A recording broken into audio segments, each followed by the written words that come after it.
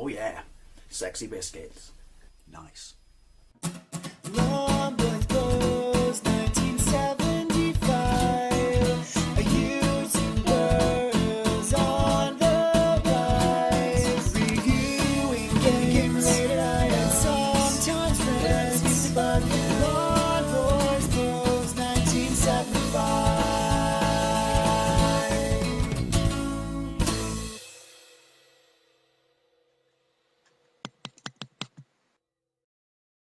Hey YouTube, Long Boys Post 1975. You probably worked out what this is kind of about by the thumbnail. I couldn't help myself. I've not even taken the thumbnail yet, but I know what it's going to be.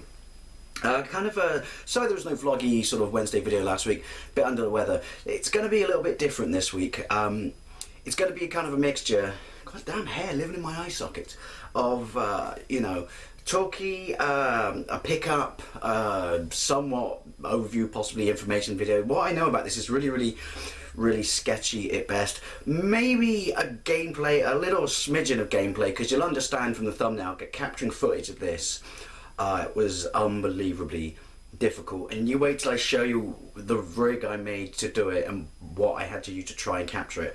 And and it still looks like ass. And also just want to end it with a question, which is kind of up there as well, which is you know, what was the one game as a kid that you always wanted but never got, or one system, one toy that still to this day you keep your eye out for it because you would buy it in a heartbeat?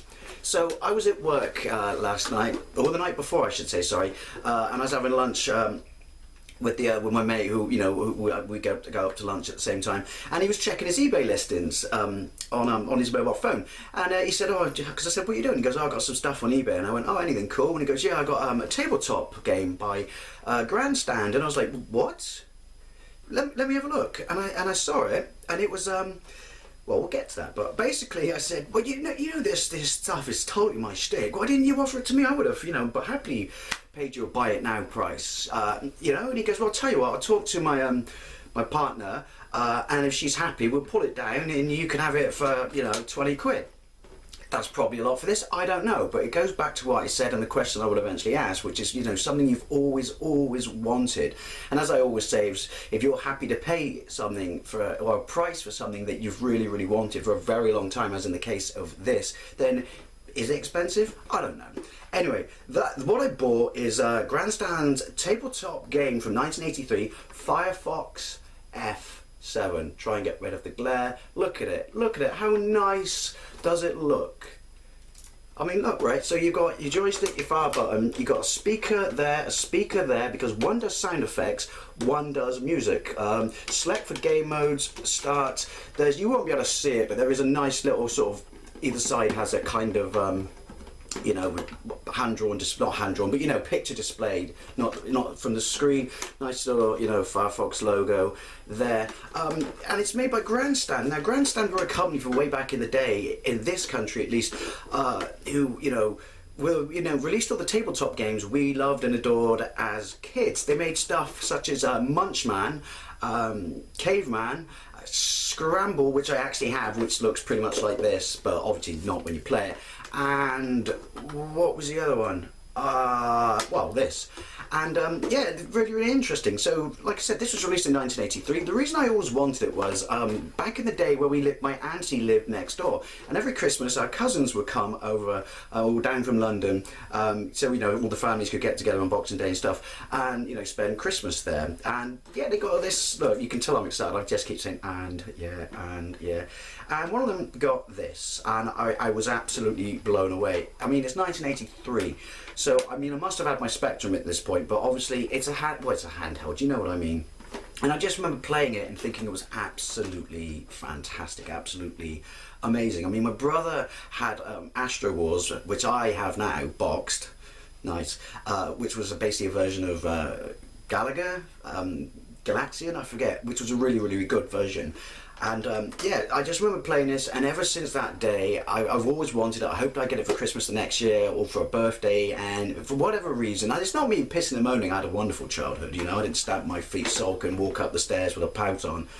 you know, but it just never happened. But it's always been there somewhere that I've always really wanted it. And the funny thing is, when I got Scramble last year, which, you know, again by Grandstand, which was kindly donated to me by a subscriber, you know, it just reignited the fact that I wanted to have this. So when the guy at work told me about it, I was like, Ashley misses, I'll totally have it. Now I just quickly got to mention something about Grandstand. Again, my knowledge on this is really vague, but company that made, you know, tabletops, or so I thought. But what they actually did was they licensed them from other companies all around the world. So this was actually, and some of those, one of those companies was actually Tomy. This was actually licensed from a Japanese company, I think called Epoch. It had a different name, maybe Astro Wars something, and they, you know, and what they did with all their games, they branded it. It's not going to say anywhere on it, but it's the Grandstand logo. So, you know, it wasn't their stuff. They were just, you know, licensing it and distributing it basically. But where it gets really interesting is they licensed it from a company in Japan and then licensed it out to a company in America called Tandy, who called it something else. So they licensed and then it was licensed again. That to me just seems really odd. It did run, I mean, if you ever see the box art, it was amazing. It makes a point in saying it's got, you know, pseudo 3D graphics, you know, which kind of unheard of, twin speakers, as I said, and twin, you know, multiple difficulty levels. But like, I have a power converter that will run Astro Wars, so I'm pretty sure that runs this, because otherwise you need 4 C batteries. And, you know, at least now you can buy them from a pound shop, because having to buy them back in the day would have just been so expensive, and I'm pretty sure it absolutely pisses through them. Right, turn it on. Right, you're really not going to see anything, but it's just annoying to look at it. It's so clunky. The joystick is really nice. It's got 4 directional movement. I didn't realise that when I was playing it, and yeah, but I'm always going to play it again. But it's just such a nice looking little system. It really is, you know. And I got to see if I can get Caveman next, because I'm getting addicted to this. But right, I'm gonna have a go at showing you the gameplay I captured. But first, I want to show you what I had to do to capture it. Right, so I don't know if you can see that, yeah, but nothing would capture the screen of this thing, nothing at all. So that's actually my phone, and to get the angle right, because obviously you can't stick a tripod on my phone, dictionary, Greek dictionary, Blackadder goes 4th VHS, block of wood, 2 nails. Can you see that? Don't know if that's going to focus. Yeah, that's what I had to do to capture it. I mean, that's fucking state of the art.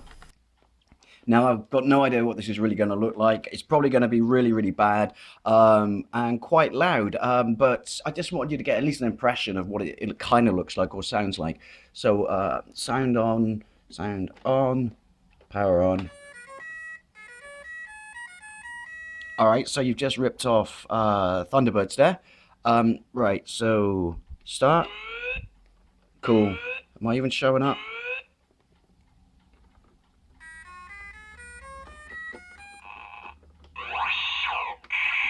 Yep, I think I'm showing up. I don't know. Right, so it's cool. It's got, you know, that on the right is my energy.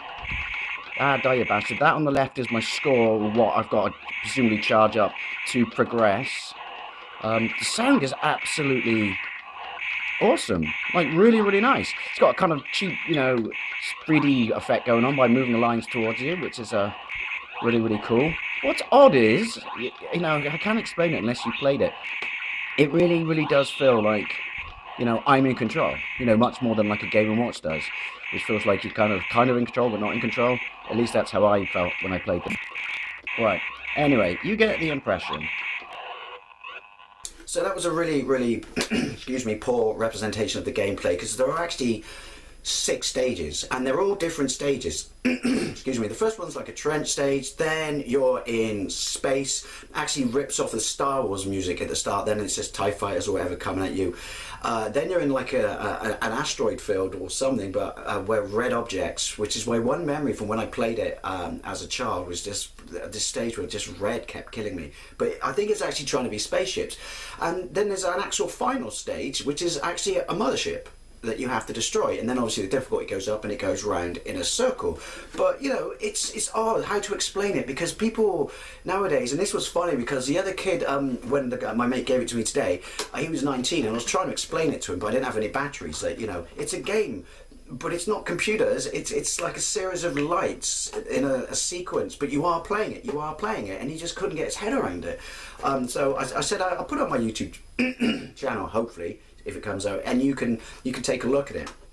But yeah, explaining to you today that this was a gaming experience, and what impressed me the most, because even though the gameplay was quick, I did actually play it a lot longer than that, and it took about 7-8 minutes. But the stages are all different from each other. There's a rough rough theme in there, but they are all different stages. It's not completely linear, and even though it's a very, very crude system's probably too strong a descriptive term for it, you're in control. It feels like you're in control. It feels like you're playing a genuine, video game experience. So I just got to say, I'm super, super chuffed to have this. If any of you owned it, or Astro Wars or any of the Grandstand games, I'd love to hear from you. And also, as I said, I'd like to know, what was that one game you never got, or toy or system or electronic system as a kid? Not necessarily console or computer, but more on the lines of this that you never got, and to this day you're still looking for it. Anyway, thank you very much for watching, and I'll see you later.